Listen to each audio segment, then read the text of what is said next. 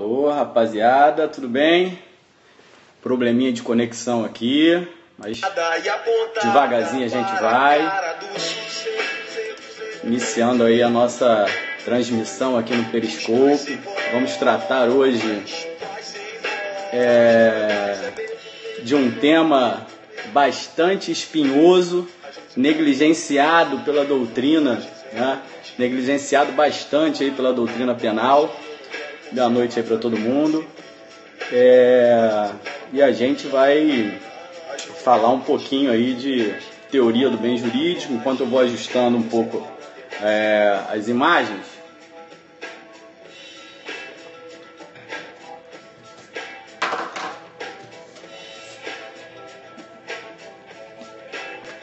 Aí.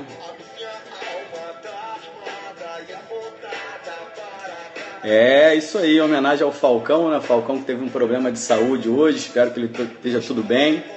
Melhoras aí pro Falcão, um grande expoente aí da música popular brasileira, realmente canta, né? A voz que vem das ruas, e a gente tem que estar atento a esse tipo de voz que vem das ruas, é muito interessante, né? Mas vamos lá, vamos esperar a rapaziada entrar aqui, vou tomar um café com a minha caneca especial do CGCOM, para a gente poder começar.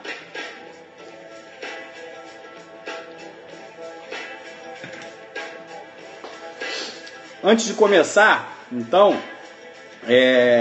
quero mandar um abraço aí, né, para muitos amigos que estão aí nos acompanhando. Queria mandar um abraço pro meu compadre, delegado de polícia, professor Fábio Monteiro, o melhor professor aí de direito penal, de leis penais especiais do Rio de Janeiro, e um dos melhores do Brasil no tema, né? Meu parceiro aí, né, na On Target Coaching, né? Meu parceiro lá no presencial. Queria mandar um abraço também, né, para minha querida amiga, professora Tayane Moraes, a musa do direito constitucional do Rio de Janeiro. Queria mandar um abraço também para o professor Montes, grande professor Montes, meu professor Montes. O Montes, ele é meu professor, ele é meu colega de trabalho, né? Montes é um cara realmente sensacional. E queria mandar também um abraço muito especial aí pro grande mestre Ailton Zucchi, né, o melhor professor de direito penal do Brasil. Joga muito duro, tá lá no aulão Adelante, lá junto com o Montes, junto com o Rochester. Quem for fazer a prova desse final de semana de delegado de polícia do Mato Grosso do Sul, é imperdível o aulão Adelante, não tem como deixar de ir, assim, é um prejuízo muito grande. Você sai muito atrás do cara que vai no aulão Adelante, tá? Então fica esse recado aí para vocês. Eu tenho um recado aí pro Zucchi e pro Montes. Eu tenho uma aluna minha e do professor Fábio Monteiro, que é aluna de coaching, que vai estar lá no aulão amanhã, e eu tenho certeza que essa aluna vai ser a primeira colocada desse concurso, tá? Ela está muito bem preparada, estudou bastante, e eu tenho muita fé que ela não só vai passar nesse concurso, vai passar em primeira colocada, está muito bem preparada, vai estar lá no aulão Adelante amanhã, né, com o Montes e com o Zucchi, Rochester e essa galera forte aí. Então, galera, antes da gente começar a tratar desse tema que realmente é duríssimo, né, no direito penal, vamos falar um pouco de concurso, né? Pessoal sempre me perguntando, professor, e o concurso do Rio? Professor, como é que vai ser? Né? Olha, o concurso para delegado de polícia do Rio de Janeiro é, sem dúvida, mas sem dúvida, o concurso mais difícil do Brasil para delegado de polícia. Por quê? Primeiro, ele abrange 3 fases duríssimas. O concurso dura praticamente 1 ano. Na primeira fase, o aluno enfrenta aí questões objetivas, né? E ele tem que acertar metade de cada uma. Num segundo momento, numa segunda etapa, ele passa por provas discursivas duríssimas, tá? Ele faz questões de todas as disciplinas, são basicamente 4 questões de cada disciplina, 4 questões de 30 linhas em 8 horas, e o aluno tem que enfrentar em 4 horas, aliás, ele tem uma média aí de 30 minutos para de 30 minutos, e não é fácil, você tem que acertar metade de cada uma. E depois você vai para a fase oral também de todas as disciplinas, onde você fica frente a frente com a banca examinadora e tem que demonstrar todo o conhecimento jurídico. Então, é um concurso difícil, é um concurso que os outros estados o têm hoje como referência. A gente vê uma evolução de concursos para delegado de polícia e vê que os outros estados vêm aos poucos imitando o concurso do Rio de Janeiro, imitando o que eu digo no formato, na formatação, na estruturação de fazer a prova, e a prova vem cada dia mais difícil e mais dura. Bom, um outro recado aí que eu quero dar para vocês: amanhã eu vou estar FAEPOL, vou estar na aula presencial, a inauguração do nosso curso de delegado nacional da FAEPOL, está lá dando aula de patrimoniais, a nossa primeira aula. E quero também informar vocês que, para quem é do Rio de Janeiro, evidentemente, né, para quem é do Rio de Janeiro, eu quero informar que nós vamos abrir o segundo semestre da nossa turma de mentoria, uma turma super especial, né? A gente tem um grupo muito forte de alunos lá, muitos estão ainda assistindo. A gente tem um grupo muito forte, né, de alunos. É uma preparação muito específica que envolve as aulas presenciais, envolve planilha semanal de metas de estudo. Nós temos resolução de casos concretos, técnicas de resolução de casos concretos, principalmente no ponto das questões discursivas. E isso é muito importante, né, para o apertamento, ponto, né, para ser aprovado no concurso, tá? Bom, então, gente, para não perder muito tempo, né, vamos lá. O Montes está falando aqui, tem vaga para o aulão amanhã? Claro que tem. Estão perguntando para o Montes. Claro que tem. Se você está pronta para fazer a prova de Mato Grosso e já está lá, não conseguiu fazer pela internet, não tem problema. Chega lá na hora no Teatro Dom Bosco, faz a sua inscrição na hora e não perde o aulão. Porque se perder o aulão, é capaz de já começar atrasado na hora de fazer a prova, tá? Então, não perca isso não, tá? Então vamos lá, gente, para a gente não perder muito tempo também, até porque é um tema muito difícil, muito negligenciado, um tema que exige uma compreensão teórica muito grande. Evidentemente, a teoria do bem jurídico, ela toca elementos da filosofia, da sociologia jurídica e da teoria do Estado, e essa compreensão é muito importante para o desenvolvimento do direito penal. Eu costumo dizer que o estudo da teoria do bem jurídico é o primeiro passo que você dá no estudo do direito penal, e sem ele você não consegue resolver, ou pelo menos solucionar, ou buscar uma mínima solução das questões que são mais controvertidas na doutrina. Porque o que acontece geralmente com o aluno, né? O aluno ele é condicionado a um determinado tipo de estudo, né? Ele é condicionado, ele é induzido, né, a uma certa metodologia de estudo, muito positivista, evidentemente, no âmbito da graduação, né? E ele fica preso àquilo, e quando ele se dá, né, se enxerga ou numa questão de concurso público, ou então na própria prática do dia a dia da advocacia criminal, ele titubeia e não consegue resolver aquele problema, né? E aí você passa por várias questões, né? Você passa por questões de falta de compreensão, né, de alguns institutos do direito penal. E aí você acaba por ter essa deficiência gradual sobre o conceito de bem jurídico, sob a concepção teórica dos modelos de bem jurídico, você acaba por deixar de enfrentar, né, como deveria determinadas questões. Tá? Bom, então vou fazer um último ajuste aqui na câmera. Tá? Eu vou colocar algumas anotações que eu fiz aqui. Tá? Deixa eu ver aqui. Né? Bom, então vamos lá. Hoje é a nossa primeira aula, né, do Periscope, depois de um pedido aí, né, de alguns alunos, né?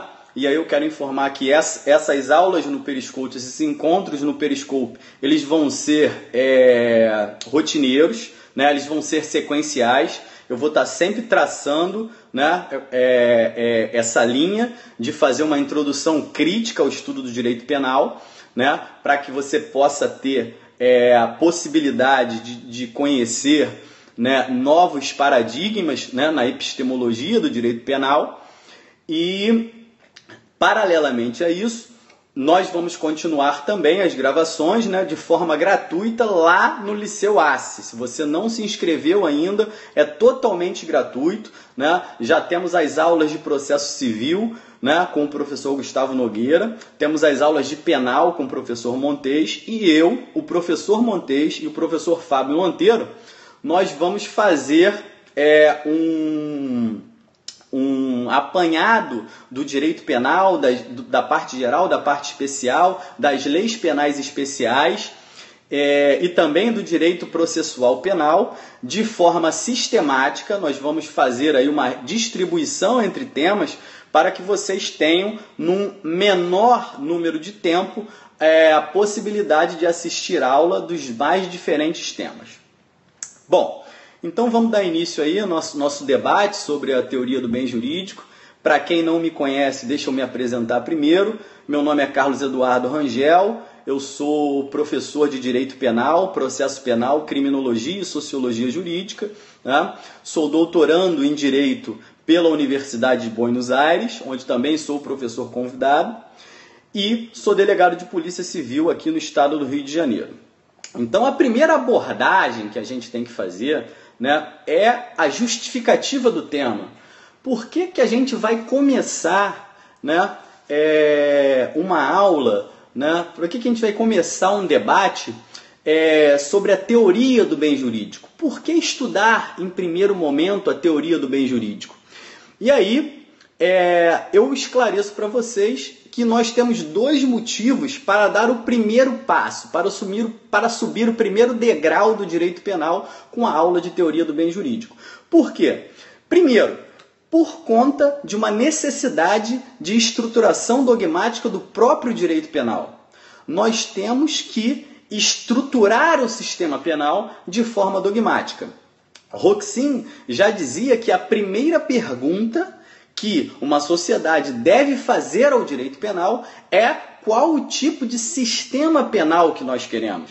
Se nós queremos um sistema penal baseado no direito penal do autor ou no direito penal do fato, onde no direito penal do autor nós estaríamos privilegiando a culpabilidade, a responsabilização, e no direito penal do fato nós estaríamos privilegiando as circunstâncias fáticas de um fato punível. Bom, então, o aprendizado do direito penal, ele passa necessariamente por uma compreensão e uma uniformidade desse sistema penal. Então, antes de nós conhecermos os institutos do direito penal, e aí sim mergulhar na teoria da norma penal, na teoria do delito, na teoria da pena, é preciso questionar: para que serve o direito penal? Qual o objetivo do direito penal enquanto ciência jurídica? Quais são as fontes de legitimação do direito penal? Deixa eu fazer um ajuste no volume aqui, porque eu estou transmitindo do iPad, não sei se está bom, não sei como é que está aí, vocês vão me dando um feedback. Enfim, é preciso fazer toda essa série de questionamentos. Qual o objetivo do direito penal enquanto ciência jurídica? Quais são as fontes de legitimação do sistema penal? E aí, muitas vezes, o estudante preocupado com outras coisas, evidentemente, ele está preocupado com a sua graduação, preocupado com prestar exame da OAB, preocupado em fazer um concurso público, preocupado em receber, em desenvolver a sua atividade, até no campo da advocacia criminal. Ele é levado a aprender por métodos, ele é induzido a aprender por métodos baseados em resumos, em direitos esquematizados, né? E até em outros métodos aí que prometem ser miraculosos, né? Com canto, dança, enfim. O que eu quero dizer é o seguinte, eu não quero aqui criticar, né? Nem me mostrar contrário, eu sou um cara aberto a todas as métodos, a toda a metodologia de ensino, mas nós não podemos perder o conteúdo do direito penal. Nós não podemos, de maneira nenhuma, perder a essência do direito. Isso é uma coisa que me entristece muito, entendeu? E é objeto de debate aí, sempre meu, do professor Montes, do professor Fábio Monteiro, né? Queria mandar um grande abraço aí pro meu amigo, meu querido irmão, professor Edésio Ramos, fera demais, né? Sabe tudo aí, tem um trabalho excelente aí, tanto na graduação quanto na pós-graduação, na área de concursos, de coaching também. Edésio, um abraço aí para você, um abraço afetuoso, né? Então, o que eu quero dizer é que o aluno, ele não pode deixar de ser estimulado no seu senso crítico, ele não pode deixar de ser estimulado no seu raciocínio jurídico. Por quê? Porque mais à frente ele é instado a enfrentar questões e acaba tendo um conteúdo insuficiente, fruto dessa gradual, né, dessa gradual formação deficiente. Então é isso que a gente tem que corrigir, né? Enquanto no exterior a gente tem um aluno de direito que leva praticamente 2 anos estudando filosofia, sociologia jurídica, teoria do Estado, aqui no nosso país a gente tem um aluno que entra na faculdade, né, entra na graduação e aí recebe, né, aquele tsunami de matérias, direito penal 1, 2, 3, 4, 5, constitucional 1, 2, 3, 4, 5, e aí ele fica perdido, né, naquela estruturação, e aí passa a se socorrer desses métodos, resumo, esquema. E nas outras carreiras, né, nós não temos isso, né? É inadmissível que um médico, por exemplo, seja formado, né, a partir de um resumo de clínica médica, ou de que um engenheiro, de que um arquiteto, que ele venha aí a fazer um projeto baseado no resumo de engenharia ou no resumo de arquitetura. Então, o primeiro motivo, né, a primeira justificativa de uma aula de teoria do bem jurídico é justamente ajustar aí, trazer para o prumo, né, aquele aluno que está um pouquinho desviado do tema, que sofreu aí essa deficiência na formação, e despertar para a necessidade de uma estruturação dogmática do próprio direito. O segundo motivo, né, que nos leva a uma aula de teoria do bem jurídico, e aí já é um motivo que tem mais a ver com o tema, principalmente com a concepção constitucionalista da teoria do bem jurídico, é a delimitação do poder de punir do Estado. Como se justifica, né, e se legitima essa intervenção punitiva? Quais são os tipos de comportamento que podem ser criminalizados e quais são os tipos de comportamento que não podem ser criminalizados? Quais são os limites impostos ao legislador no campo penal, por exemplo? Quais são os limites impostos a nós, enquanto intérpretes do direito penal? Né? Como eu aplico efetivamente todo aquele arcabouço de princípios, ofensividade, intervenção mínima, culpabilidade, presunção de inocência, como eu aplico isso no campo do direito penal, já que são princípios básicos do direito penal?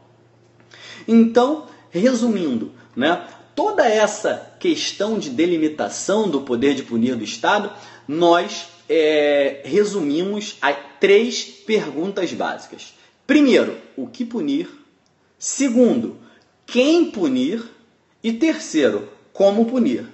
E se nós olharmos para o nosso ordenamento penal brasileiro hoje, nós vamos verificar que estamos errando nas 3 perguntas. Por quê? Primeira pergunta, o que punir? Há uma nítida desproporção entre a criminalização primária. Por exemplo, eu vou trazer aqui um exemplo que eu gosto muito, que é do professor Nelson Hungria, e que eu sempre adapto nas minhas aulas e faço a comparação entre um furto e um crime contra a ordem econômica. Então vamos imaginar, né, a seguinte questão prática.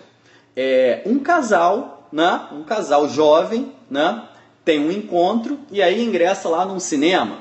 Né, e dentro desse cinema, esse casal... antes de começar a sessão do filme, esse casal se dirige ao balcão lá para comprar pipoca ou para comprar bebida, alguma coisa, né? E no momento em que o atendente se vira, né, para pegar o produto que foi comprado, seja pipoca, seja refrigerante, o rapaz, né, subtrai uma bala que está exposta ali à venda, no balcão, no próprio balcão de vendas. A sua namorada, né, que está ao lado, observa toda a ação e quando ele pega a bala, olha para ela olha para ele, ela sorri, né, num sinal de anuência com aquele comportamento, e aí ele pega, desembrulha aquela bala, começa a comer aquela bala, né, e aí, por dissimulação, num beijo, né, durante o beijo, passa essa bala, né, para a sua namorada, que acaba consumindo aquela bala. Bom, e aí eu pergunto a vocês, do ponto de vista criminal, existe uma conduta criminosa nesse sentido? Existe relevância nesse comportamento penal?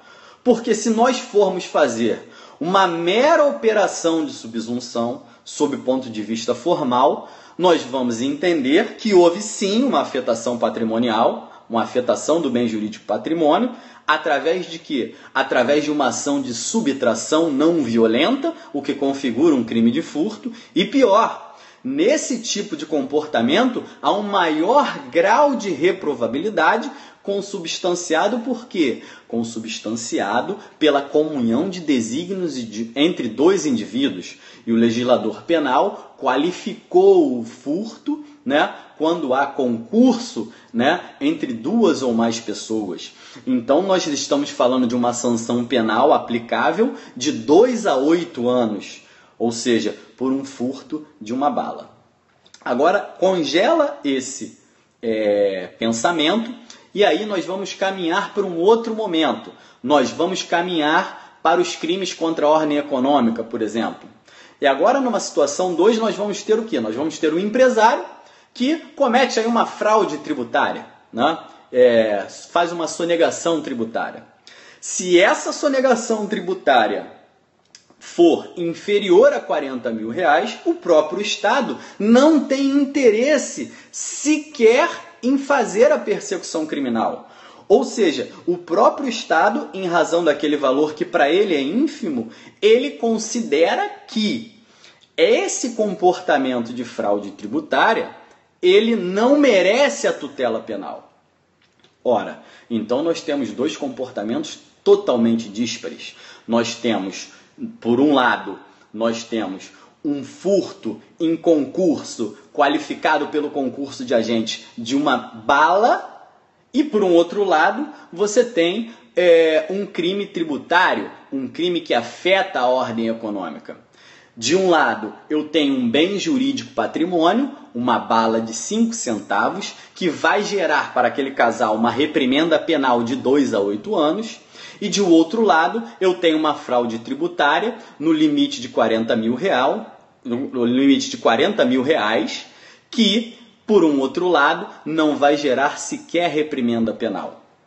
E aí, se a gente for olhar para a questão do bem jurídico, nós vamos ver que há uma desproporcionalidade nessa criminalização e, portanto, estamos errando em o que punir.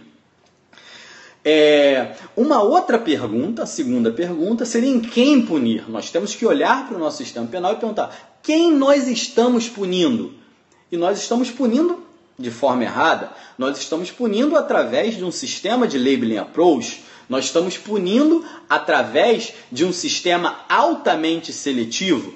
Nós estamos punindo a partir daquilo que o professor Nilo Batista chama de gestão diferenciada da criminalidade.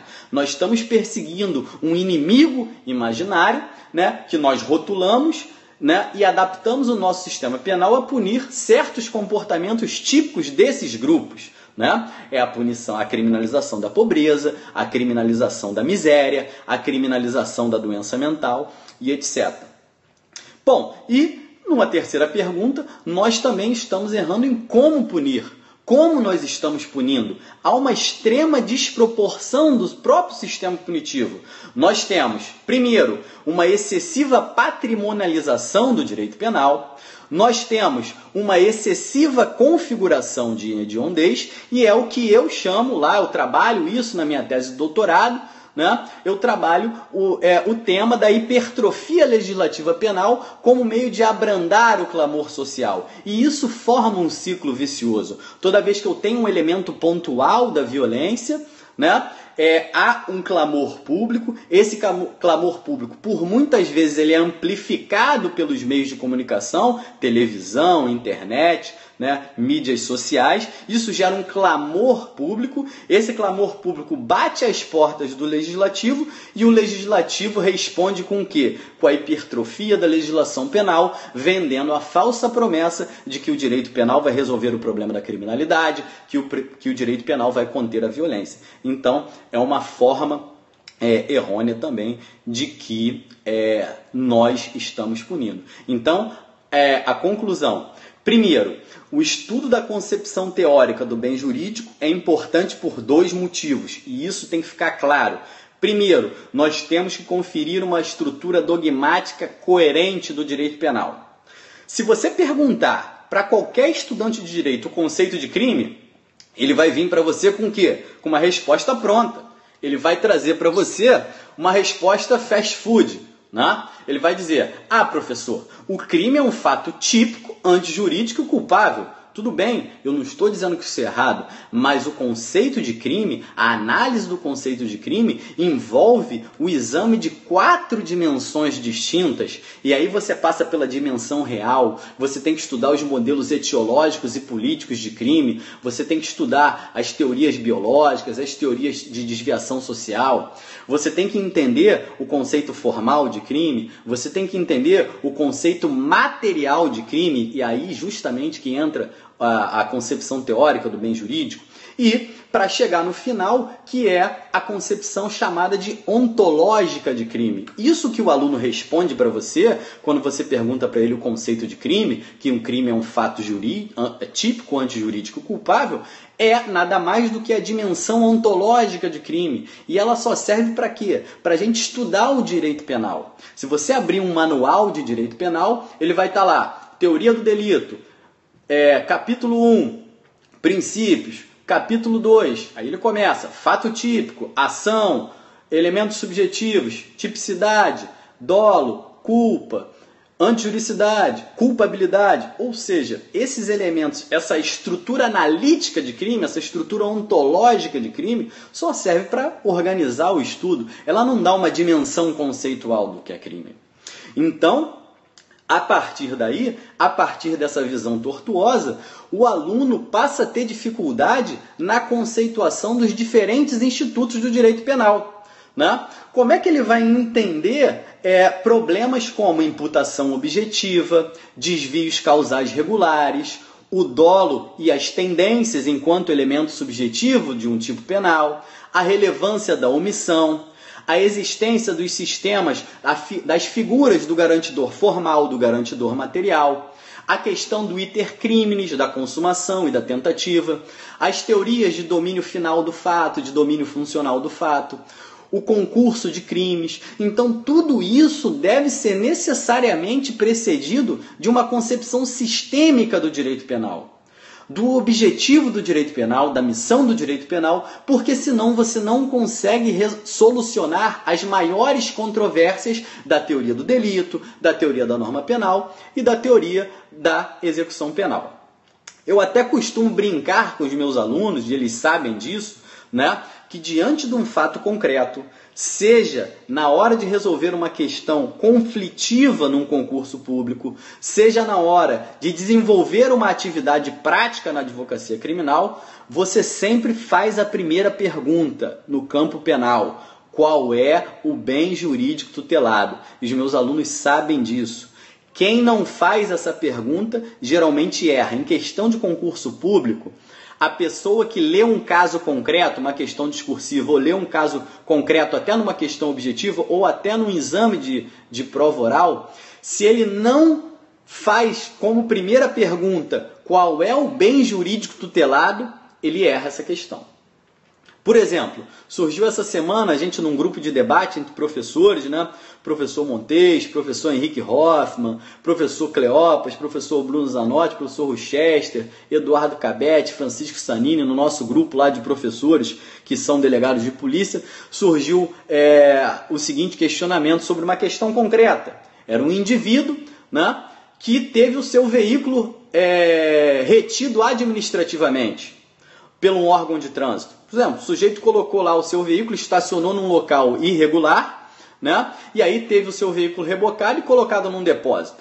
O que esse indivíduo faz? Depois dessa retenção administrativa, ele entra no depósito com o uso de sua chave reserva e resgata o seu veículo. E aí surge a seguinte questão: esse indivíduo que teve o seu veículo apreendido e no momento posterior ingressou num depósito com a chave reserva e resgatou clandestinamente o seu veículo automotor, o seu automóvel, será que existe crime por ele cometido? Né? E não pensem que isso aí é uma coisa fora do comum de acontecer, pelo contrário, né? Isso já aconteceu inclusive comigo, né? Lá no âmbito quando eu trabalhava lá na Central de Garantias, né? Na cidade da polícia, quando eu era o delegado responsável aí, né, pela lavratura das situações flagranciais, aconteceu isso, né? Eu pude verificar. E aí o que você vai fazer? Você vai ter que se perguntar: bom, o indivíduo teve o seu veículo retido administrativamente, ele voltou ao depósito com a chave reserva para clandestinamente resgatar esse veículo. Será que existe crime? Será que essa conduta é criminalizada?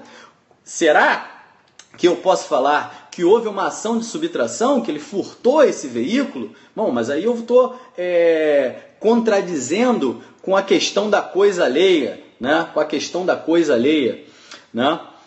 Porque aquele veículo, enfim, era uma coisa própria, então não posso falar de furto. Ah, mas existe uma corrente que entende que há uma derivação da posse, né? Ou seja, da posse, da detenção, ele não tinha detenção, se ele não tinha detenção, então ele pode ter subtraído, né? É uma linha de entendimento. Num segundo momento, eu posso falar que esse indivíduo, né, ele cometeu, né, um crime de desobediência, né, já que existia uma ordem legal de apreensão do veículo, ele foi lá e desobedeceu. Eu posso falar que esse indivíduo cometeu, por exemplo, crime de exercício arbitrário das próprias razões, ou seja, se ele satisfazendo lá, julgando satisfazer uma pretensão legítima, fez justiça própria e resgatou o seu veículo. Tudo depende. Nesse caso vai depender, evidentemente, da análise do elemento subjetivo, que é o dolo, né, do dolo ou de alguma tendência especial, mas enfim, onde é que eu quero chegar? Nesse caso específico, né, a primeira pergunta que eu tenho que fazer é o seguinte: qual o bem jurídico que ele quis afetar? E evidentemente que foi a administração, seja a administração pública, seja a administração em modo geral, ou seja, se ele cometeu um desvio penal, ele cometeu contra a própria administração, né, contra uma regra de organização social imposta pela administração.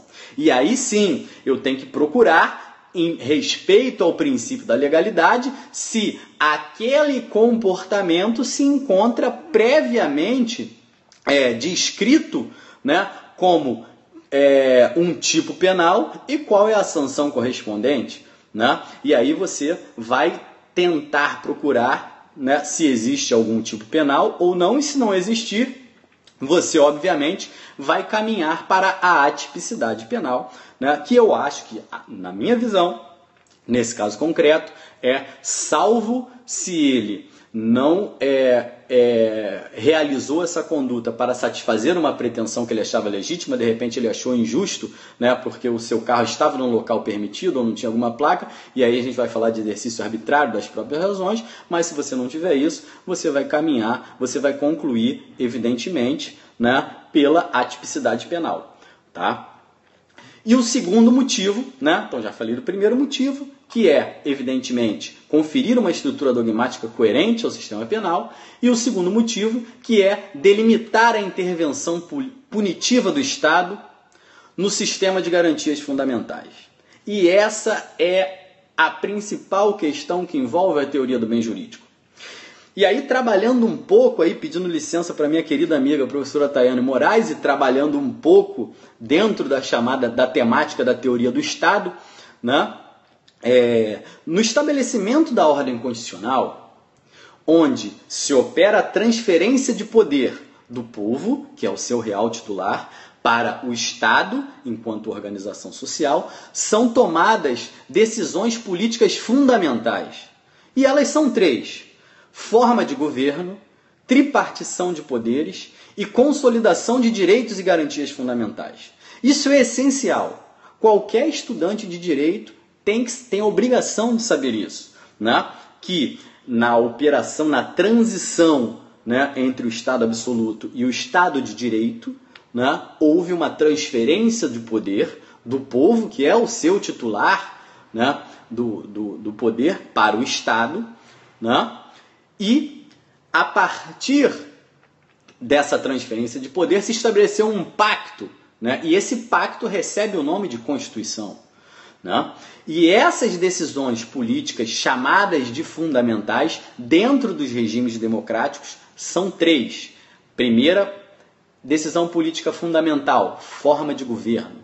Segunda, decisão política fundamental, tripartição de poderes. E terceira decisão política fundamental, consolidação de direitos e garantias fundamentais. E aí, para tirar qualquer dúvida, basta você olhar na sua Constituição. Não na nossa, não só na nossa, qualquer Constituição dos países ocidentais. E isso você vai encontrar na Constituição brasileira, na Constituição mexicana, na Constituição colombiana, na Constituição argentina, na Constituição de todos os países ocidentais e democráticos em geral. Você vai ter lá, e usando o exemplo da nossa Constituição, artigo 1º. O que está escrito no artigo 1º da nossa Constituição? A República Federativa do Brasil. Está aí a decisão política fundamental, a primeira, forma de governo. Aí você caminha e vai lá no artigo 2º. São poderes independentes e harmônicos entre si, o Executivo, o Legislativo e o Judiciário. Está aí a segunda decisão política fundamental. Tripartição de poderes. E aí você vai lá no artigo 5º. Todos são iguais perante a lei. Lá ali no artigo 5º, o que você tem? Os direitos e as garantias fundamentais. O rol, né, não exaustivo, evidentemente, de direitos e garantias fundamentais. E aí você tem configurado essas 3 decisões políticas fundamentais que são tomadas na Constituição da ordem democrática. Tá? E esse, inclusive, é o conceito de cláusula pétrea, né? Muitos alunos têm dificuldade em conceituar. Professor, o que é cláusula pétrea? O que a cláusula pétrea implícita e explícita? Tem uma maior facilidade de conceituar a cláusula pétrea explícita, porque são aquelas que estão lá no artigo 60, né, da Constituição Federal. E aí titubeiam ao serem inquiridos, né, serem instados a se manifestar sobre o conceito de cláusula pétrea explícita. A cláusula pétrea nada mais é de que qualquer norma que afete uma decisão política fundamental. Qualquer norma, né, materialmente constitucional que trate de forma de governo, de tripartição de poder e de consolidação de direitos e garantias fundamentais vai ser uma decisão política fundamental e, portanto, vai ser uma cláusula pétrea. Ela tem que ter esse certo grau de intangibilidade porque ela decorre daquela transferência de poder, do poder constituinte originário, do povo para o Estado, que é cujo povo é o titular. Então, os direitos e as garantias fundamentais, por terem status de decisão política fundamental, né, a própria intervenção punitiva que se faz em cima dessas garantias fundamentais, ela tem que ser delimitada. E é aí, exatamente nesse ponto, é justamente a partir da concepção teórica do bem jurídico que você vai ter esse limite. Esse limite do poder punitivo do Estado vai ser dado pela concepção teórica do bem jurídico. E é a partir disso que eu vou poder questionar o legislador penal se aquele comportamento merece ser objeto de proteção penal ou não, se aquele que eu vou poder me delimitar enquanto intérprete, enquanto delegado de polícia, enquanto magistrado, enquanto promotor, enquanto advogado, se aquele comportamento em concreto é objeto ou não de uma proteção jurídica no campo penal, certo? Então essas são as duas considerações iniciais e a gente vai partir agora para o primeiro ponto, né? O primeiro ponto de concepção da teoria do bem jurídico é o conceito de bem jurídico. Vamos tentar construir um conceito de bem jurídico. Então vamos lá. Bom, gente, é muito comum que qualquer estudante de direito receba a seguinte informação: o direito penal atua na proteção dos bens jurídicos mais importantes ao ordenamento. Isso tem em qualquer livro de direito penal. E aí depois ele recebe uma outra informação: qualquer violação de bem jurídico torna legítimo o direito de punir do Estado. Então ele trabalha com essas duas premissas e leva aquilo para a teoria da norma, para a teoria do delito e para a teoria da pena. Só que ele não analisa o contexto em que essas premissas, esses dogmas do direito penal foram criados. E aí ele tem dificuldade na resolução de conflitos, porque ele parte daquele conceito engessado. Ele não sabe como se chegou àquele dogma. E aí, por isso, ele erra na hora da prova, ele erra na hora de fazer uma defesa no campo da advocacia criminal. Então, por outro lado, a questão que se traz é: como se conclui que determinado bem jurídico merece ou não merece uma proteção penal? E é nesse caminho que a gente tem que transitar. Porque eu já tenho o dogma concebido de que o direito penal tem como objetivo atuar na proteção dos bens jurídicos mais importantes. Mas, como eu determino que determinado bem jurídico merece ou não merece essa proteção? Não existe nenhum comando específico que determine, esse comportamento é merecedor de tutela penal, esse comportamento não é merecedor de tutela penal. Por exemplo, vou dar um exemplo para a gente ter mais um pouco de didática, porque realmente essa parte ela é muito densa. Até 1969, o Código Penal alemão trazia o homossexualismo como figura típica. Quer outro exemplo? Até 2005, o Código Penal brasileiro trazia a previsão do crime de adultério, em seu artigo 240. Cometer adultério, pena, detenção de 15 a 6 meses. Então, nós temos aqui dois exemplos práticos da inexistência desse comando específico de determinar qual comportamento é merecedor ou não merecedor da tutela penal. Tanto é que até 69 o homossexualismo era previsto como figura típica no Código Penal alemão e no nosso Código Penal brasileiro, até 2005, o adultério também era uma figura típica. E a gente parte dessa premissa de que o direito penal tutela os bens jurídicos mais importantes para legitimar princípios fundamentais do direito penal, como a intervenção mínima, a ofensividade, a fragmentariedade, a subsidiariedade e a insignificância, entre outros. A insignificância, inclusive, é um caso à parte aqui na jurisprudência brasileira, porque o que a gente tem é uma extrema deficiência na aplicação dessa importante figura hermenêutica. Ora, em concurso público, por exemplo, despenca, né, aqueles chamados de vetores da insignificância tidos pelo STF. E é claro, se você está estudando para concurso público, você tem que conhecer, né, a jurisprudência do STF. Mas, com o perdão da palavra, esses vetores objetivos nada mais são do que uma grande besteira jurídica, uma grande baboseira jurídica expressa aí pelos ministros do STF, com todo o respeito que eu tenho a todos, mas a nossa leitura, né, também merece um pouco de respeito, né? O princípio da insignificância nada mais é do que uma ferramenta hermenêutica que, no caso concreto, serve para avaliar a desvaloração de uma conduta e a desvaloração do resultado, afastando a tipicidade material. E esse é o conceito de princípio da insignificância e essa é a sua aplicação em concreto. Então não tenho como estabelecer parâmetros objetivos para falar isso aqui é insignificância, isso aqui não é insignificância. Eu tenho que olhar para o caso concreto. É assim que eu aplico a insignificância, olhando para o caso concreto e fazendo um juízo de desvaloração do comportamento desviante e desvaloração do resultado lesivo ou periclitante do bem jurídico tutelado. Né? A questão objetiva aparece nas cláusulas de privilégio. Para isso eu já tenho as cláusulas de privilégio.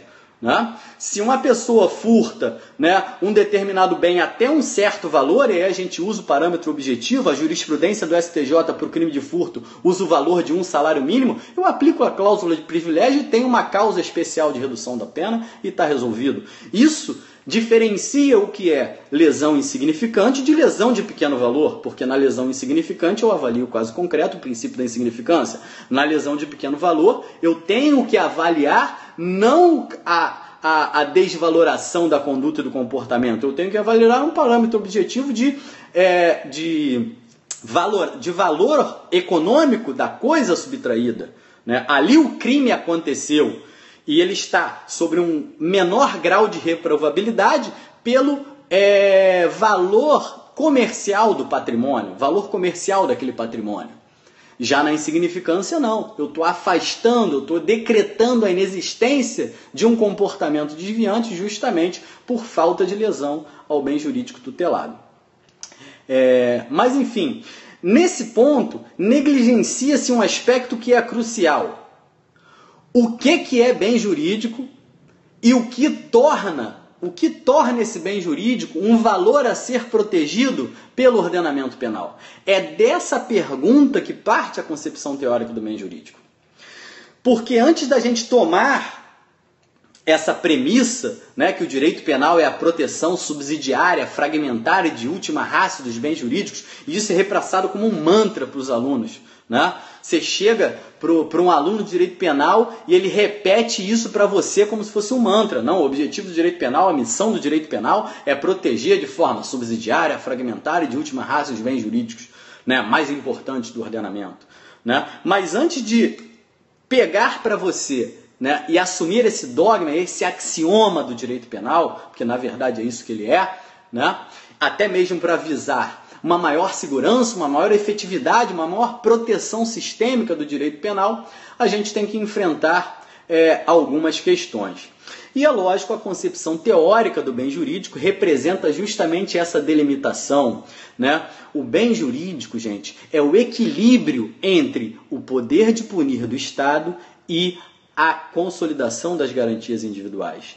Se alguém perguntar para você um dia qual é a fundamentação da concepção teórica do bem jurídico, você pode responder isso. Olha, a concepção teórica do bem jurídico, ela representa uma delimitação, um equilíbrio entre o poder de punir do Estado e as garantias individuais. E é através desse equilíbrio, é através dessa delimitação que a gente vai ter um sistema penal coerente e que o legislador ordinário no campo penal vai poder eleger qual tipo de comportamento merece uma proteção penal e qual tipo não merece uma proteção penal. Então, essa é a primeira ideia da nossa aula. A formulação de uma concepção teórica do bem jurídico representa um limite, um equilíbrio entre o poder de punir do Estado e as garantias individuais. Vou repetir, a primeira ideia da nossa aula é a formulação da concepção teórica do bem jurídico é de limite, de equilíbrio entre o poder de punir do Estado e a consolidação das garantias individuais. Tá? Então, antes de enfrentar aí o conceito de bem jurídico, e aí eles são os mais variados, e existem concepções teóricas contrárias ao bem jurídico, A gente não vai tratar disso hoje, até porque o tema é muito extenso, mas eu já adianto aqui, né, Günther Strachan, Nick Hussmann, né, com as suas teorias abolicionistas, o próprio Jacobs, né, rejeita um pouco essa concepção teórica de bem jurídico, mas para uma exata compreensão do tema, a gente vai entrar num segundo momento da aula, num segundo ponto da aula, que é fazer um sobrevoo aí panorâmico sobre a evolução dos modelos teóricos de bem jurídico, ou seja, a concepção, para eu poder entender a concepção teórica de bem jurídico que é trabalhada hoje, que é a concepção constitucional, que é a concepção do professor Roxin, que é a concepção do professor Zaffaroni, que é a concepção do professor Juarez Tavares, que é a concepção do professor Edgar Dona, que é a concepção do professor Cerezo Mir, né, que é a minha concepção, com toda humildade, né, a gente tem que fazer um sobrevoo panorâmico sobre esses modelos teóricos de bem jurídico, e é nesse segundo momento que a gente vai fazer, a partir de agora, né, essa breve síntese. Bom, o que eu tenho que parar para pensar é o seguinte: num primeiro momento, qual era a noção que eu tinha de crime e pena? Lá atrás, lá do antigo regime. O que a gente tinha? Eu tinha a noção de crime e de pena vinculada, ora à divindade, ora à figura do monarca, né? E essa figura do monarca, por vezes, era confundido com a própria divindade, ou era taxado, ou era identificado como um representante terreno dessa divindade. Então, a legitimação do poder de punir do Estado, ela tinha uma origem divina. Ela tinha uma origem absoluta. Então, dessa forma, tanto os crimes quanto as penas decorriam dessa vontade livre e absoluta do monarca ou da divindade. Nessa época, para você ter uma ideia, os delitos mais graves eram, obviamente, os delitos contra a ordem religiosa, contra a ordem do sistema religioso, né? Os crimes contra a divindade, a heresia, a bruxaria, entre outros, né? E os crimes contra o próprio monarca, os chamados crimes de lesa majestade, que eram os crimes contra a administração do monarca, contra o próprio monarca, a figura do monarca ou de seus familiares. Então existia uma liberdade completa e absoluta na configuração dos crimes e, obviamente, na aplicação das penas. E aí, evidentemente, isso levava a um arbítrio judicial, isso levava a um sistema penal completamente autoritário, onde você tinha até no campo processual, e agora migrando um pouquinho para o campo processual, você tinha a figura do juiz inquisidor, o processo baseado na busca da verdade real, né? Você tinha a confissão como prova tarifada e você tinha as ordalhas como métodos de prova, né? A tortura, né? Como método de obter a confissão, que era o caminho da verdade. A confissão era, na verdade, a purificação, a expiação da culpa. Ele confessava para ser perdoado, seu corpo era queimado para que sua alma fosse perdoada. Então era dessa maneira que se transitava o direito penal e o processo penal. Tá? Passado o tempo, evidentemente, e aí lá falando aí de século XVIII, né? A noção do bem jurídico penal, ela surge através da filosofia iluminista. E aí vem a importância do aluno conhecer as noções de filosofia, de sociologia, porque o movimento iluminista foi um movimento importante, foi um marco na filosofia e influenciou todas as artes. Influenciou a pintura, influenciou a arquitetura, influenciou a filosofia, influenciou as ciências jurídicas, influenciou a matemática. Então, é muito importante a gente ter essa compreensão, não numa profundidade, mas pelo menos nos marcos históricos mais importantes da filosofia. Então, a filosofia penal iluminista ela veio superar essa concepção autoritária do antigo regime e garantir certos direitos individuais frente a esse arbítrio judicial e também com o objetivo de delimitar a gravidade dessas penas. Dessa forma, o crime seria não mais vinculado àquela concepção de pecado, mas sim o crime seria vinculado, né, a um comportamento previsto na norma, e a pena também seria uma sanção prevista na norma. Então você fazia uma vinculação do crime e da pena diretamente à norma. E a partir dessa ideia, dessa concepção, é que se formulou, mesmo de modo incipiente, a noção de crime vinculada à violação de direitos subjetivos do próprio indivíduo. Então, a partir desse momento, dessa transição entre o modelo absoluto e o modelo do Estado de Direito, você tem a identificação e a evolução histórica de diversos modelos teóricos para a concepção do bem jurídico. E é isso que a gente vai ver um pouco agora, né? Nós vamos fazer, né, algumas considerações sobre esses modelos, né? Nós temos, num primeiro momento, o modelo iluminista, né, de Beccaria, né, de Feuerbach, né? Nós temos os liberais de Birbon, nós temos os positivistas, né, lá com von List, lá com Binding, né? Nós temos a concepção neocantiana, né, com Hornig, com Mayer. Nós temos os modelos sociológicos de bem jurídico, né, Jürgen Habermas.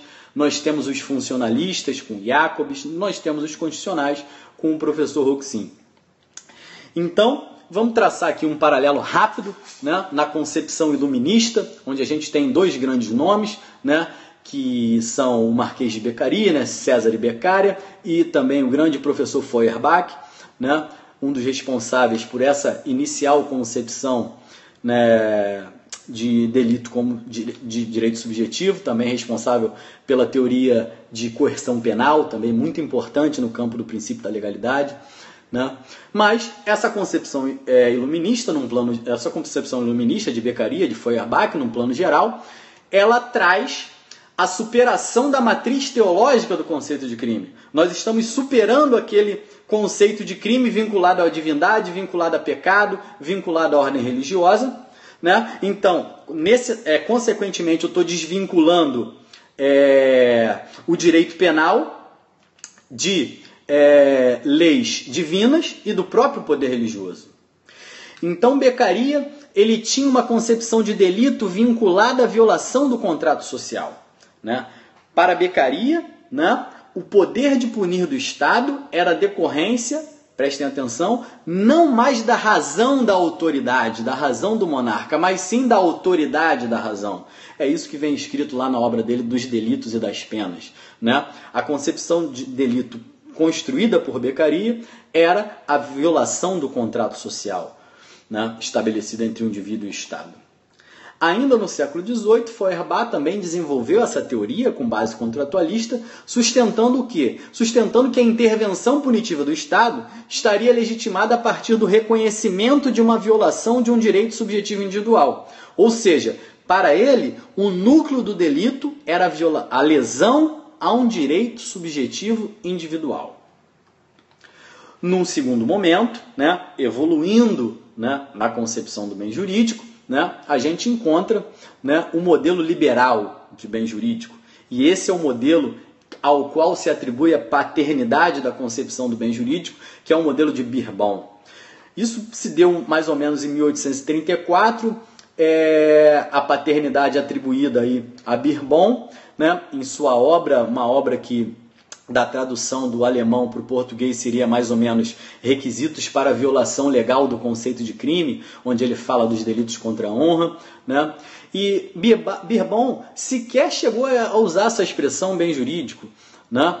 Ele trabalha com uma série de outras expressões das quais se extraem essa noção de bem jurídico. Mas a ideia principal de Birbon, que é importante, isso que a gente tem que saber na construção teórica do bem jurídico, já que a paternidade é atribuída a ele, né? E a ideia é a seguinte: a substituição da noção de crime como um direito subjetivo pela noção de crime como lesão a um bem jurídico existencial. Então, Birbon fez essa separação da concepção iluminista, e aí transitamos para a concepção liberal, de que a noção de crime é desvinculada a essa lesão, a esse direito subjetivo individual. A noção de crime, ela é vinculada, sim, há um bem jurídico existencial. Então, prestem atenção, para Birbon, o delito de homicídio não é uma violação do direito subjetivo à vida. Para Beccaria, sim. Para Feuerbach, sim. Homicídio é a violação do direito subjetivo individual à vida. Para Birbon, não. Para Birbon, o delito de homicídio é a violação da própria vida enquanto bem existencial. E é aí que nasce a concepção de bem jurídico. É daí que nasce essa concepção de bem jurídico e é isso que vocês precisam compreender, né? Essa diferença conceitual, né? Lá na concepção iluminista, vou repetir, o delito de homicídio, para Beccaria, para Feuerbach, né, consistia na violação do direito subjetivo individual à vida. Agora, na concepção, no nascimento da concepção de bem jurídico, que é a concepção de Birbon, não, o homicídio é a violação da própria vida. Então, há o reconhecimento dessa vida como um bem jurídico existencial. Né? Gravem essa expressão, bem jurídico existencial. E aí nós avançamos no tempo e passamos para a concepção positivista do bem jurídico. E aí a gente vai ter como representantes principais Binding e von List. Binding, dentro da linha positivista jurídica, né, ele realizava uma vinculação entre a norma e o bem jurídico penal, destacando a norma como uma fonte reveladora desse bem jurídico a ser protegido. Para Binding, o bem jurídico é o valor definido pela norma positivada. E o delito seria a violação dessa norma jurídica. Então, para Binding, não existe bem jurídico pré-existencial. Ou seja, a existência do bem jurídico está vinculada à existência da norma. O bem jurídico ele só vai passar a existir quando ele estiver positivado na norma. Né? Então, se eu tiver lá uma norma matar alguém, aquele bem jurídico, né, que a norma revela, né, a vida, ela é revelada a partir da norma. Von List, né, que representava o chamado positivismo sociológico, ele criticava esse exacerbado formalismo, né, de Binding. E ele entendia que o bem jurídico, que é o objeto finalístico da proteção penal, seria o interesse maior da vida humana. Né? Para Von List, o bem jurídico não é um bem próprio da ordem jurídica. Para Von List, é um bem do homem, que o direito penal reconhece e protege. Posteriormente, as concepções positivistas vieram as concepções neocantianas, e a gente cita Mayr e Hornig como os principais representantes, obviamente, já no século XX, isso, né? Eu estou falando aí de 1919, 1920, né? Richard Hornig, né, desenvolveu uma concepção de bem jurídico de base neocantiana. Então, elegia o bem jurídico como a própria ratio essendi da norma penal. Né? O fim buscado pelo legislador penal. Esse é o bem jurídico. O bem jurídico penal, para Hornig, seria um valor abstrato, juridicamente protegido. Né? Para Mayr, nessa mesma linha, o bem jurídico seriam valores subjetivos da ordem cultural. E o delito seria, enfim, a violação da norma jurídica como expressão desses próprios valores. Então, essas são as teorias clássicas do bem jurídico e a gente agora passa para as teorias contemporâneas, que são mais debatidas. E o primeiro marco que nós vimos foi o iluminismo, e agora a gente vai para um outro marco muito importante, que é o pós-Segunda Guerra. O pós-Segunda Guerra é um marco muito importante na filosofia. Por quê? Porque ela traz em sua essência o quê? A dignidade da pessoa humana. Ou seja, as atrocidades do pós-guerra trouxeram o homem de volta para ser o centro gravitacional do ordenamento jurídico. Por isso a valorização da dignidade da pessoa humana, a valorização dos direitos humanos, por conta das atrocidades do pós-guerra. Então, após o cenário do pós-guerra, principalmente em razão dessas intensas violações à dignidade da pessoa humana, ocorre uma revalorização, uma remodelagem do conceito de bem jurídico. E esse movimento pode ser observado em 3 correntes teóricas: as teorias sociológicas do bem jurídico, as teorias funcionalistas do bem jurídico e as teorias constitucionais do bem jurídico. Bom, num primeiro momento, as teorias sociológicas do bem jurídico, né, nós temos como principal representante Jürgen Habermas, né, e as teorias têm variadas concepções, mas elas buscam identificar alguns elementos sistêmicos e de danosidade social para justificar o bem jurídico. Então, para Habermas, o direito penal estava voltado para a preservação da própria ordem social. E o bem jurídico seriam os valores sociais concretos para a coletividade, que seriam objeto de proteção.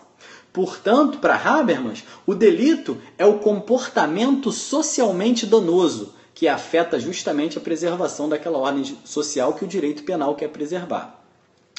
Contudo, o que aconteceu? Nenhuma dessas concepções sociológicas obteve êxito na conformação do conceito de bem jurídico. Por quê? Porque ela deixa de esclarecer o que efetivamente lesiona, o que efetivamente lesiona um bem jurídico, e por que algumas sociedades criminalizam certos comportamentos e outras não. Então fica um conceito muito vago de bem jurídico. Já as teorias funcionalistas, e aí a gente tem Günther Jacobs como seu principal representante, para ele a função do direito penal é sistêmica. Né? Isso aí é um pouco, parte um pouco os manuais de direito penal, ao falar das teorias do delito, da evolução das teorias, né, do delito, elas tratam do funcionalismo e tratam de Jacobs. Né? E Jacobs é o pai do funcionalismo sistêmico. Né? Para ele, a função do direito é proteger o próprio ordenamento penal. O direito penal serve para proteger o próprio ordenamento penal. As normas penais são de proteção do ordenamento. Né? Então, o bem jurídico, para Jacobs, passa a ser uma ferramenta dessa funcionalidade sistêmica. Para Jacobs, o delito é uma mera transgressão da norma penal e a imposição da pena é necessário para o retorno ao estado de obediência ao direito. É isso que está no livro de Jacobs. Bom, eu queria até fazer uma parte aqui agora por conta da injustiça que se faz com Jacobs. Né? Muita gente chama Jacobs de pai do direito penal do inimigo, pai do direito penal do autor, e nada disso. Evidentemente, ele em seu trabalho faz uma evolução teórica e concreta, né? Com uma concepção forte em cima do direito penal do inimigo, do direito penal do autor, mas a obra em si de Jacobs é uma obra muito boa, a obra de teoria do delito, né? É uma obra muito boa, ele trabalha muito bem os sistemas de culpabilidade, né? E isso a gente tem que reconhecer. Então, para Jacobs, resumindo, dentro do seu funcionalismo sistêmico, aí, o direito é a mera transgressão da norma penal e o fundamento de existência da pena, ele se baseia no retorno da obediência ao direito. A pena serve para fazer com aquele cidadão que violou a norma que ele retorne ao estado de obediência do direito. É para isso que serve a pena e, portanto, para ele o bem jurídico seria apenas uma ferramenta de proteção sistêmica. A penúltima teoria contemporânea, que é a teoria, aliás, a teoria mais moderna, né, de concepção do bem jurídico, né, que é a teoria em que as ciências jurídicas estão, nesse estágio atual, debatendo, né, são as teorias chamadas de teorias constitucionais do bem jurídico. E aí a gente tem Cláudio Roxin, evidentemente, como seu principal representante, mas temos outros autores, inclusive os brasileiros, né? Professor Luiz Greco, professor Alaô Leite Ribeiro, professor Luiz Flávio Gomes, professor Juarez Tavares, professor Juarez Cirino dos Santos, né? Professor Maurício Stigmar Dieter, né? Nós temos outros teóricos aí, de base constitucionalista do bem jurídico. Essas teorias constitucionais, elas, em síntese, elas buscam respaldar a identificação do bem jurídico através da matriz constitucional, e isso é muito importante. Segundo as teorias constitucionalistas, os valores estabelecidos na Constituição é que delimitam a intervenção penal. Ou seja, a partir disso, o bem jurídico penal ele deve ser necessariamente reconhecido na ordem constitucional. Ora, nós vimos lá no início da explicação, onde tangenciamos ali com a permissão da professora Tayane, minha amiga, né, a teoria do Estado, nós tratamos dos direitos fundamentais, né, da consolidação dos direitos fundamentais enquanto decisões políticas fundamentais. Né? E por isso, né, a primeira delimitação do ordenamento jurídico, né, seria evidentemente, a Constituição como aspecto matricial de identificação do bem jurídico.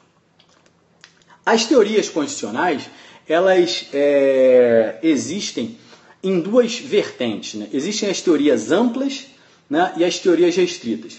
As teorias amplas, né, aliás, vamos começar pelas restritas, evidentemente, né? As teorias restritas, elas realizam de forma taxativa a identificação do bem jurídico penal. Já as teorias amplas admitem a Constituição apenas como um parâmetro para a identificação do bem jurídico penal. Em síntese, para os constitucionalistas de forma restrita, todo bem jurídico penal deve estar dentro da Constituição.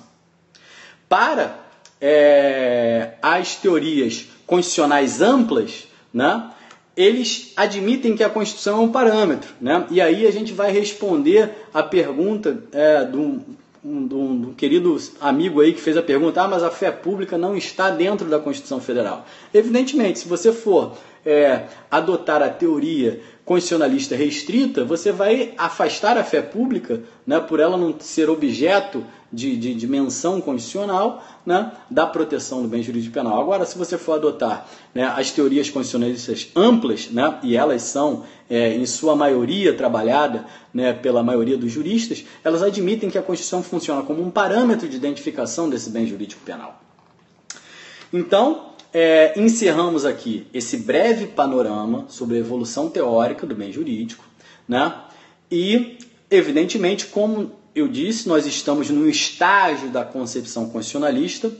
Agora a gente vai fazer, né, para encerrar a nossa aula, a gente vai fazer um aprofundamento maior, né, dentro dessa visão constitucionalista e vamos analisar um pouco, né, a obra do professor Cláudio Roxin para a construção do conceito de bem jurídico e suas implicações na dogmática penal, e vamos encerrar com o conceito de bem jurídico do professor Cláudio Roxin, que eu acho que, dentro das concepções constitucionalistas, é hoje o conceito mais moderno, o conceito que deve ser lido e replicado. Roxin, então, inicia com uma primeira questão. Roxin fala o seguinte: a lesão ao bem jurídico tem que ser pressuposto da intervenção penal.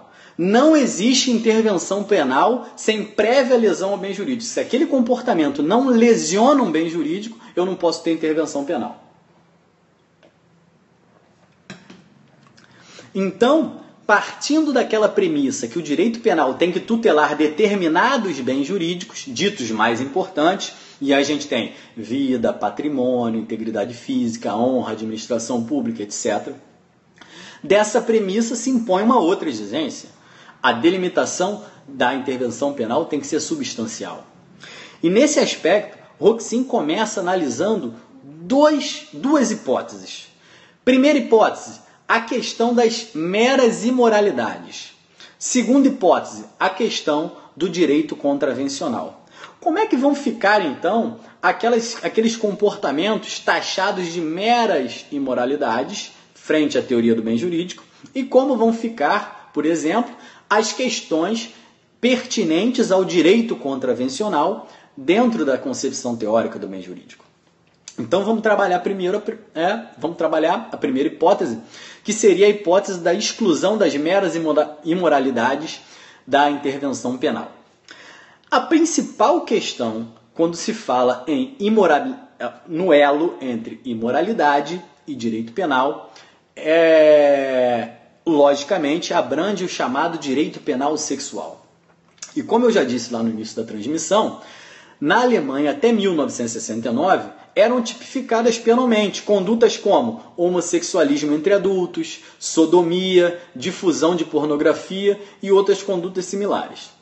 Porém, se nós formos analisar esses comportamentos, evidentemente, essas ações, quando realizadas entre adultos capazes e de forma consensual, não têm qualquer capacidade de afetação ao bem jurídico. Evidentemente, nelas falta o que Roxin chamava de real capacidade lesiva. Guardem essa expressão, né? Ela é uma expressão marcante de Roxin, né? Ou seja, Pode-se até considerar tais ações, homossexualismo entre adultos, difusão de pornografia pelo WhatsApp, né? Você pode considerar isso imoral, mas não como uma efetiva lesão a um bem jurídico. Daí, desse questionamento, surge uma importante questão no campo da política criminal. É possível incriminar ações imorais e não lesivas a bens jurídicos? E essa é a primeira questão que se responde, né? Ou seja, antes da gente abraçar aquele dogma, como eu falei no início, que o direito penal tutela os bens jurídicos mais importantes, eu tenho que me perguntar, vem cá, eu posso incriminar uma ação imoral e não lesiva a bem jurídico? Lá no ambiente de reforma, repetir a expressão de Roxin? Sim. Vejam bem, como eu estava dizendo, então retomando aqui a pedido da pergunta do amigo, existem certas imoralidades, principalmente no campo do direito penal sexual, que não afetam determinados bens jurídicos. E aí eu citei como exemplo, homossexualismo entre adultos, né, transmissão de pornografia, né, evidentemente pornografia não envolvendo menor, não envolvendo adolescente, todas aquelas interconexões, pornografia de um material pornográfico aí entre adultos, né, via WhatsApp, muito comum, né, nos grupos masculinos, né, principalmente dos solteiros, né. Nesses comportamentos, nessas meras imoralidades, falta o que Roxin chamava de real capacidade lesiva. Ou seja, o que é a real capacidade lesiva? Eu posso considerar esse comportamento imoral, mas ele de forma alguma afeta qualquer bem jurídico tutelado.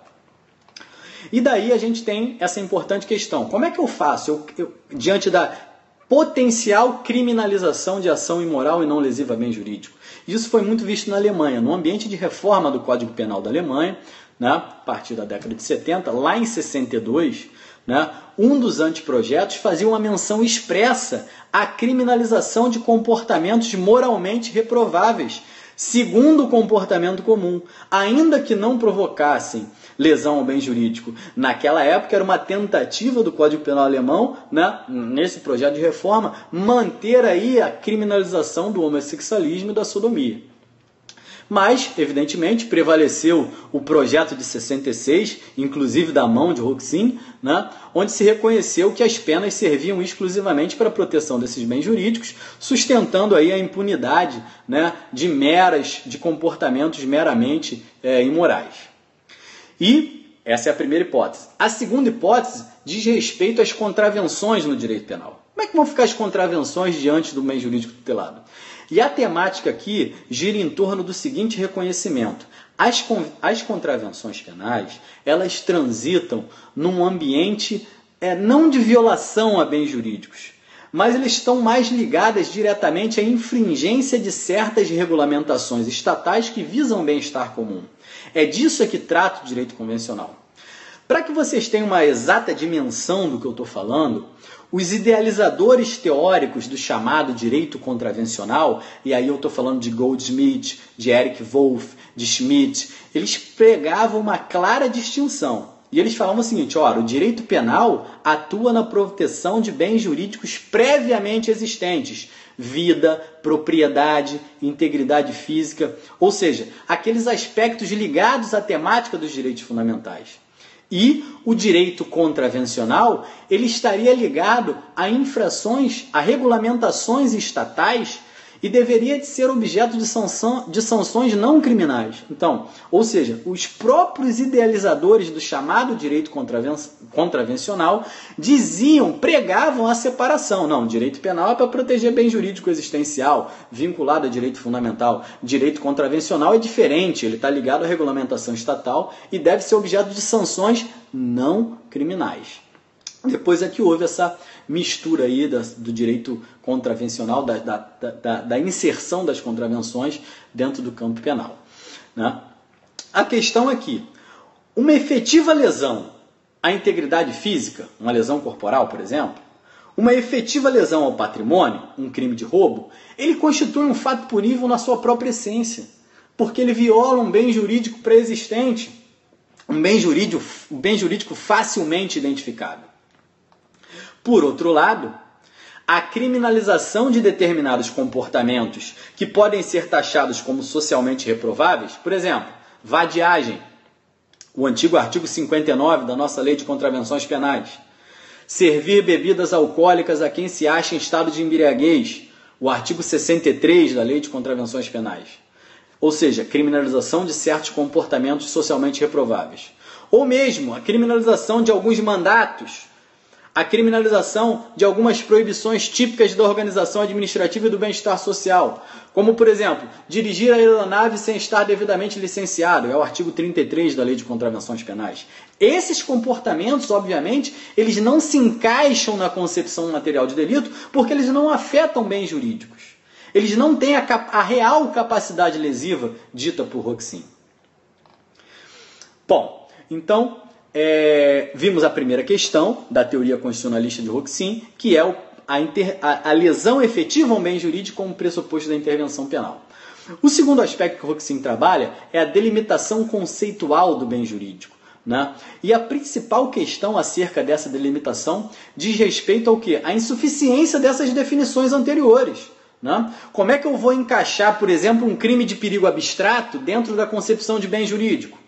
Como é que eu vou encaixar um crime ambiental, um crime econômico, né? Um crime tributário dentro da concepção de bem jurídico? E é isso que o Roxin procurou buscar com a delimitação conceitual. Vamos construir um conceito que abarque tanto esses bens jurídicos pré-existenciais, que são facilmente identificáveis, quanto esses outros bens jurídicos, né? Que também merecem ser alvo de proteção penal. E essa é a grande questão. Por quê? A frio modo, e agora partindo por um exemplo esdrúxulo, né? Imagina um traficante de drogas parado na esquina da favela com um fuzil pendurado na bandoleira e só, mais nada, sem fazer nada. Qual é o bem jurídico que está afetado aí por esse comportamento? O fato daquele traficante estar ali portando um fuzil, né?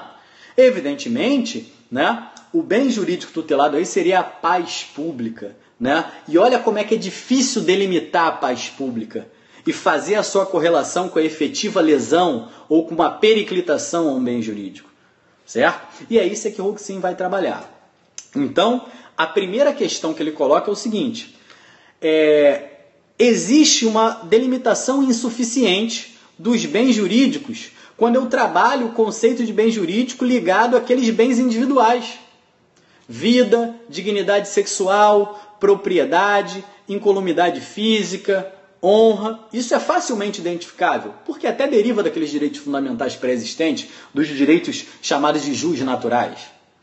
Agora, existem outros bens coletivos: incolumidade pública, paz pública, administração pública, administração da justiça, ou seja, que não se encaixam, né, nessa concepção pré-existencial, porque são bens jurídicos criados pelo próprio Estado, mas também são merecedores, né, de uma sanção penal a partir de uma concepção material de delito, não a partir de uma concepção meramente formal, certo?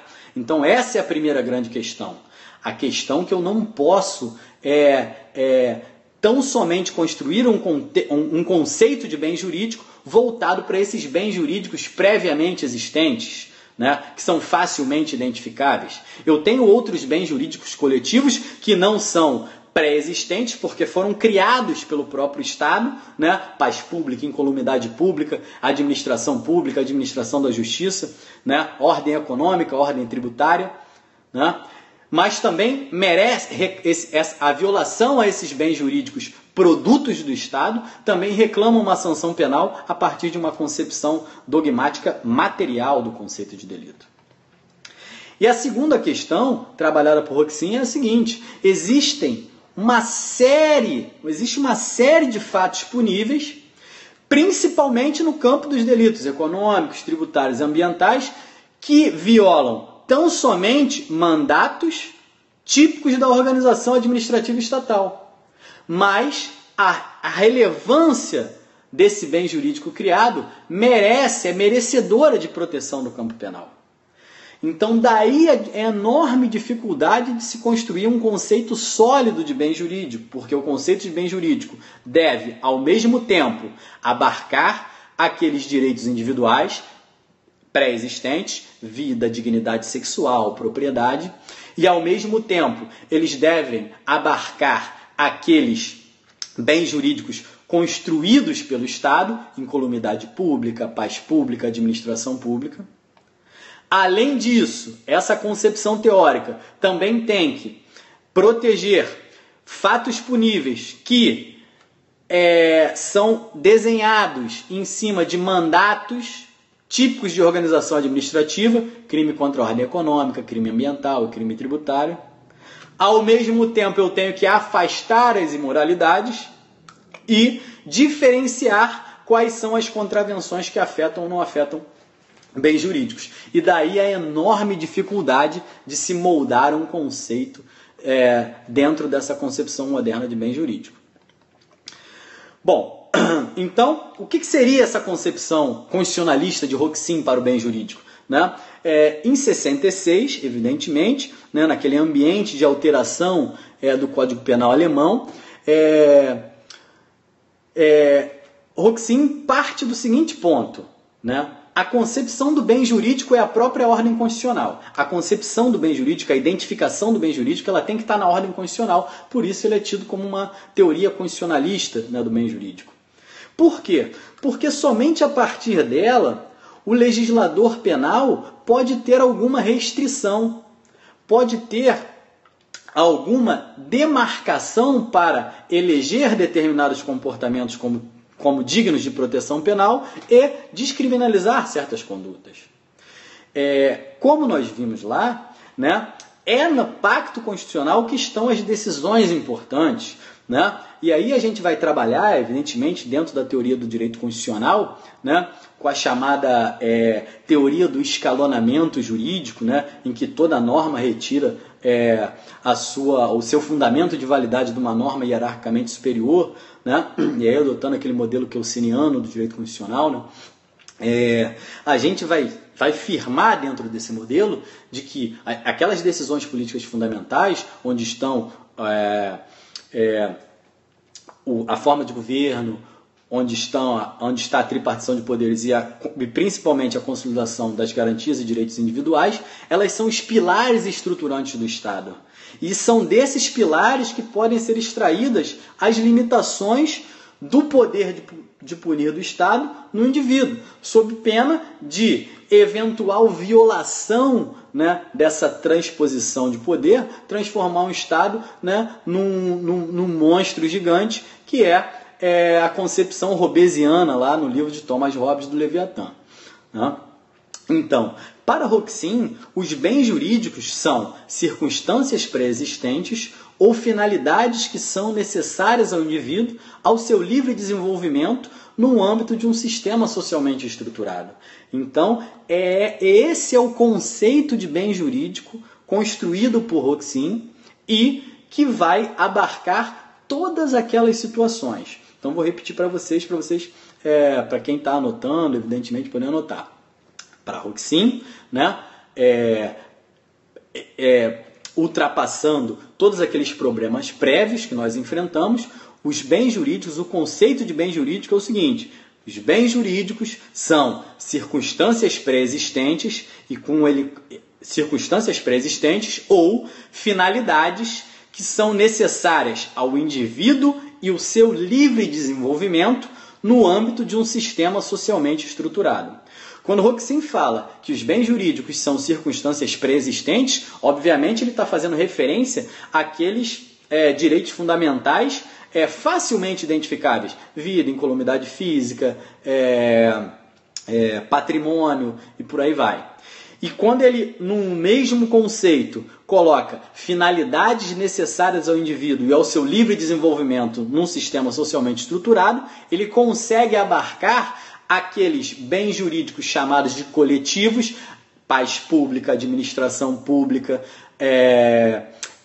fé pública e consegue abarcar também aqueles mandatos, aquelas ações típicas da estrutura administrativa, típica dos delitos ambientais, dos delitos contra a ordem tributária, dos delitos econômicos. É a partir daí que ele consegue fazer essa conformação teórica do bem jurídico.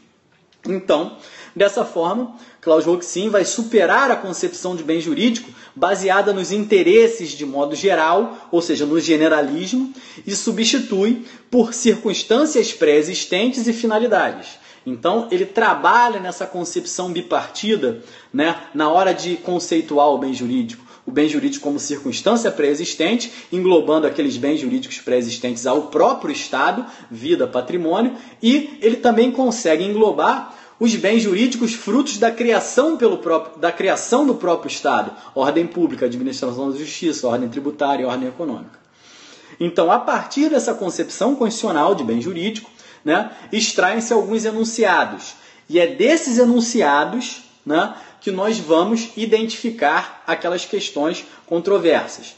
Primeiro enunciado: cominações penais arbitrárias não protegem bens jurídicos. O que Roxin quer dizer com isso? Que não se pode exigir, por exemplo, que um cidadão reverencie um símbolo, reverencie uma bandeira, sob pena de intervenção penal, pois esse comportamento não se presta à liberdade individual dentro daquele ambiente socialmente estruturado, dentro de um Estado liberal, nem mesmo para desenvolver a própria capacidade desse sistema social. Como segundo enunciado, então, vou repetir, o primeiro enunciado: cominações penais arbitrárias não protegem bens jurídicos. Qualquer cominação penal baseada em arbitrariedade não vai não vai proteger bem jurídico, então está afastada dessa concepção teórica do bem jurídico. E aí, como exemplo, ele fala, olha, é impossível que, como por exemplo no nacionalsocialismo de Hitler, né, o indivíduo seja obrigado a reverenciar a bandeira nazista, um símbolo nazista, né, uma insígnia ou qualquer coisa sob pena de intervenção penal. Como segundo enunciado, Roxin vai dizer o seguinte, olha, as finalidades puramente ideológicas não protegem bens jurídicos. E essa proteção de finalidades puramente ideológicas, ela estaria vedada pela mesma razão. Então, a famigerada proteção da honra e sangue da raça alemã, lá na época do nacionalsocialismo, típica do regime nacionalsocialista, também estaria totalmente descartada.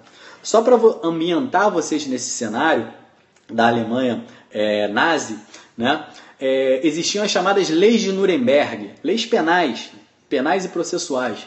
Então existiam tipificações assim: é proibido casamento ou qualquer relação sexual entre um alemão e uma pessoa de sangue não alemão.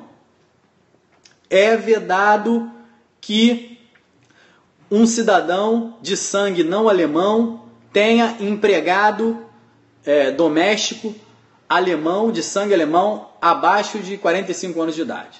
Ou seja, leis que defendiam ideologicamente a supremacia da raça ariana, né, e eram prescrições penais sujeitas a pena, inclusive pena capital. Então, o segundo enunciado são as que as finalidades puramente ideológicas não protegem bens jurídicos. Um terceiro enunciado: as meras imoralidades não lesionam bens jurídicos. Ou seja, o Roxin vai dizer o seguinte: determinados comportamentos, aqueles comportamentos taxados, né, pelo senso comum como imorais, prática homossexual, transmissão de pornografia entre adultos e por aí vai, quando praticados entre pessoas adultas, capazes e de forma consensual, devem ser excluídos desse espectro de proteção penal, justamente porque elas são nocivas à própria concepção de liberdade individual que cada um tem, né? Então, estariam descartadas as meras imoralidades. As contravenções penais, Roxin faz um quarto enunciado e diz o seguinte: olha, as contravenções penais também têm um potencial de lesionar bens jurídicos, e aí não vão entrar todas as contravenções penais. E ele vai falar o seguinte: dentro dessa concepção constitucional, né, de bem jurídico, né, que engloba tanto as situações pré-existentes, vida, patrimônio, e aquelas finalidades criadas pelo Estado, ordem pública, administração pública, por aí vai, as contravenções penais visam a proteção desses interesses passíveis de intervenção penal. Então, se eu tenho uma contravenção penal que visa a proteção dessa determinada finalidade, ela vai ser legítima. Agora, quando a regulação estatal, né, sancionadora a partir de uma contravenção penal não expõe esse grau de proteção, evidentemente ela se converte num preceito arbitrário e ela vai ser transportada para o primeiro enunciado de Roxin, de que o direito penal o bem jurídico não abarca as meras imoralidades e aí esvazia sua própria razão de ser, certo? Bom, uma outra questão, né, trabalhada também pelo professor Cláudio Roxin, né, tida como um quarto ponto aqui da nossa aula, é a questão da mutabilidade do conceito de bem jurídico. Isso é importantíssimo. Por quê? A concepção teórica do bem jurídico, vejam vocês, ela não é estática, de forma alguma ela é estática. Por quê? Porque as finalidades constitucionais, elas estão abertas às mudanças sociais e à própria evolução científica, sob pena do fenômeno de fossilização da ordem constitucional, né? Um teórico que trabalha muito bem dentro dessa ideia é o professor Winfried Hasmer, né? Trabalha essa ideia de que as finalidades constitucionais estão sempre abertas, né, à própria mudança social e evolução científica. Então, por exemplo, atualmente, você tem a transmissão de pornografia entre adultos, não é objeto de intervenção penal, né? Você tem aí naqueles grupos, né, acho que nos femininos também, mas nos masculinos com maior frequência, aquela transmissão, né, de material pornográfico, evidentemente, que a gente não está falando de material pornográfico envolvendo criança, envolvendo adolescente, envolvendo pessoas vulneráveis, né? A gente está falando daquele material pornográfico adulto permitido que é transmitido aí pelas redes de WhatsApp, né? Isso vai de encontro à concepção teórica do bem jurídico, já que as meras imoralidades elas não lecionam efetivamente bens jurídicos, né? Porém, vamos supor que num futuro, né, por conta sob o ponto de vista científico, eu estou falando, e sob o ponto de vista dessa evolução científica de que trata Hasmer, né, haja uma conclusão científica de que esse consumo, de que essa transmissão de pornografia esteja fortemente ligada ao cometimento de delitos sexuais. E aí sim, Roxin fala que estaria autorizada a eventual intervenção penal, porque aí ele passaria a ser um bem jurídico objeto de proteção. Então, como conclusão, a gente pode dizer que, no que diz respeito à mutabilidade da concepção de bem jurídico, ela opera no plano real. Ela está associada ou às mudanças sociais ou aos avanços científicos. E eu já dei um exemplo aqui para vocês, aliás, dei dois exemplos. Dei o exemplo do Código Penal alemão, que até 69 tinha tipificação do delito de homossexualismo entre adultos, e dei o nosso exemplo do Código Penal brasileiro, né, a partir do antigo artigo 240, que até 2005 criminalizou o adultério. E, por uma questão de mudança social, né, esse comportamento deixou de ser objeto da proteção penal através da vertente mutabilidade da concepção do bem jurídico. Bom, uma outra coisa que eu quero esclarecer também é que essa concepção teórica do bem jurídico ela não conduz a uma definição fechada, né? Ela tem dotada de uma capacidade de oferecer conclusões. O conceito é esse, isso se encaixa em finalidade, isso se encaixa em bem jurídico pré-existente. Pelo contrário, essa concepção jurídica, essa concepção teórica do bem jurídico, ela serve de norte ao legislador, enquanto no momento de formatação das leis penais, e serve de norte ao intérprete, permitindo assim o quê? Uma operacionalização do próprio sistema penal, para que ele seja um sistema uniforme e coerente do ponto de vista dogmático. Então, a partir daí, a concepção teórica do bem jurídico, ela busca o quê? Uma limitação dessa intervenção punitiva e, ao mesmo tempo, uma oferta racional aos problemas do campo penal, para que a gente desenvolva de forma racional todos os problemas que vão surgir, né, aí no nosso caminhar, na teoria da norma penal, na teoria do delito e na teoria da pena. Então, a partir dessa visão, pode-se legitimar a intervenção penal, por exemplo, em delitos de participação e instigação ao suicídio. Ou seja, eu não posso legitimar uma autolesão, né? Imagina que o indivíduo resolve dar fim à própria vida, né? Ela resolve dar fim à própria vida. Eu não posso, né? Enquanto concepção do bem jurídico, né? Legitimar, né? Criminalizar essa conduta. Mas eu posso sim fazer uma intervenção penal em cima de delitos de participação, de delitos de indução, a figura do agente auxiliar, a figura do agente indutor, a figura do agente instigador, né? Essas condutas meramente acessórias à disposição da própria vida, né? Ou seja, seria a lesão ao próprio bem jurídico vida, elas podem ser penalizadas. A própria questão do aborto, né? A proteção da vida em formação, né? Ela também pode ser e deve ser objeto de criminalização. E a gente também entra no campo, por exemplo, do consumo próprio de entorpecentes, né? Porque a legislação de entorpecentes, sob o ponto de vista de justificação da intervenção penal, que é feita a partir da teoria do bem jurídico, ela protege o bem jurídico, saúde pública, saúde coletiva. Ora, mas se o indivíduo, né, ele consome material entorpecente e aí lesa apenas a própria saúde, ele está fora de objeto de proteção e por isso parte da doutrina considera, né, que o artigo 28 ele deve ser afastado do ordenamento penal justamente por falta de lesão efetiva a esse bem jurídico saúde pública na medida em que o usuário está afetando tão somente a própria saúde, né? Bom, para finalizar a nossa exposição aqui, né, nós vamos enfrentar, nós temos que também tratar de outros dois conceitos que o professor Roxin trata, que é o chamado direito penal de risco e o direito penal de perigo, né? Então, dentro desse campo, a vinculação do direito penal à concepção de bem jurídico, ela não se restringe tão somente quando verificada uma efetiva lesão ao bem protegido pela norma, certo?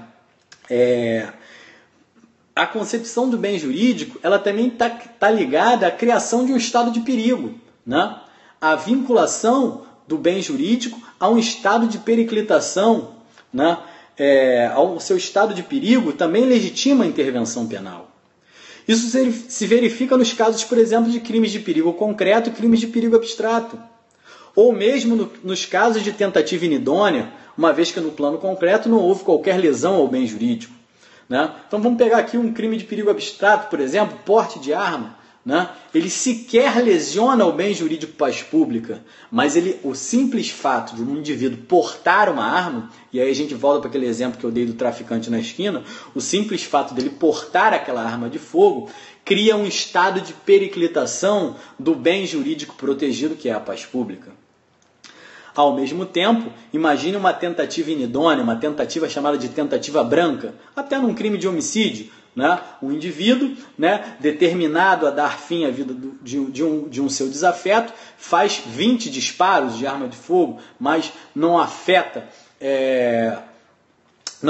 nenhum dos disparos, ou seja, não causa nenhuma lesão efetiva, né? Então estamos diante de um comportamento que não criou uma lesão efetiva ao bem jurídico vida, mas o colocou em risco, o colocou em perigo. Então, portanto, Roxin trata desses temas dentro do chamado direito penal de risco, direito penal de perigo, dizendo que a concepção teórica do bem jurídico não está tão somente vinculada à lesão efetiva ao bem jurídico, mas ela também aparece quando um comportamento desviante cria estados diferentes de perigo e de risco àquele bem jurídico penalmente protegido. E por fim, um último aspecto protetivo que também não pode passar em branco dentro da concepção de bem jurídico, né, é que esse aspecto de proteção que se dá ao bem jurídico, assim como ele não alcança as meras imoralidades, ele também não pode alcançar aquelas atitudes internas, né, os desejos internos, sem que haja qualquer exteriorização desse comportamento, né? É o chamado aí do direito à perversão. Isso tem um nome, né, no campo da filosofia penal, né, que é o direito à perversão. O que é o direito à perversão? O direito à perversão é aquela atitude interna, aquele mero desejo, né? Então, por exemplo, o indivíduo está na praia, né? E aí passa lá, né, de biquíni, aquela atriz famosa, aquela mulher bonita, aquela mulher escultural, e evidentemente o indivíduo está ali na praia olhando, né? Se for casado está de óculos escuros, lógico, né?